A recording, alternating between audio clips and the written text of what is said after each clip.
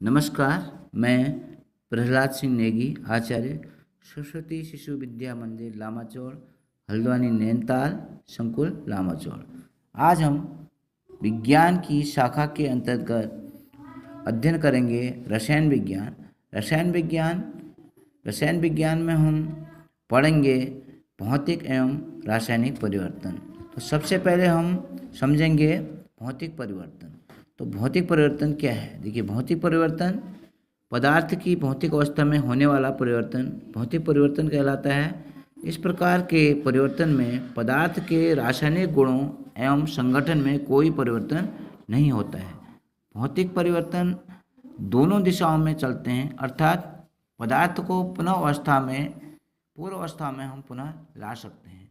उदाहरण के लिए नमक का पानी में घुलना, बर्फ का पिघलना, मोम या घी का पिघलना, पानी का उबलना, पानी का जमना, लोहे की छड़ का गर्म होना, जल का वाष्प बनना, कांच का टूटना, बल्ब का जलना, आयोडीन का गर्म होना, बादलों का बनना, ये जैसे जल चक्र के अंतर्गत। तो ये सभी परिवर्तन जो हैं भौतिक परिवर्तन के अंतर्गत आते हैं।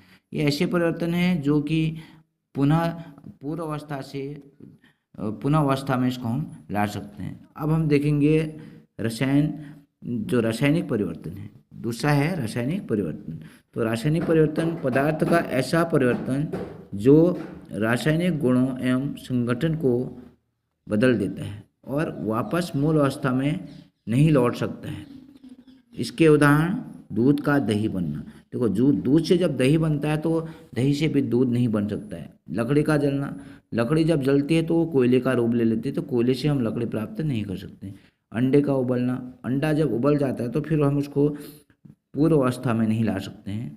जंग लगना, देखो जैसे लोहे पर जंग लगती है तो जंग का कारण नमी और ऑक्सीजन जब मिलती है तो लोहे पर जंग लग जाती है और उसका जो भार है वो भी थोड़ा बढ़ जाता है। अब इसके बाद मोमबत्ती का जलना। देखो, मोमबत्ती धीरे धीरे जलती है तो पूरी समाप्त हो जाती है, तो मोम एकदम समाप्त हो जाता है, तो हम उसको जो मोम समाप्त हो जाएगा उसको हम पुनः नहीं ला सकते हैं। अवशिष्ट जीव का सड़ना, जैसे कोई जीव सड़ जाता है।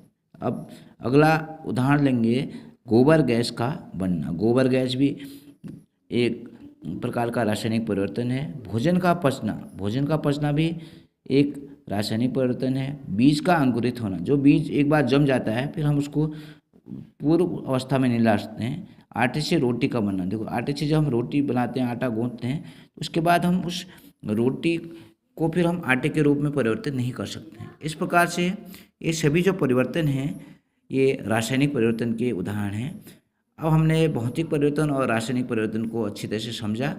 भौतिक परिवर्तन में हम पदार्थ की जो भौतिक अवस्था है उसको हम पुनः उसी रूप में ला सकते हैं, लेकिन रासायनिक परिवर्तन में हम ऐसा नहीं कर सकते हैं।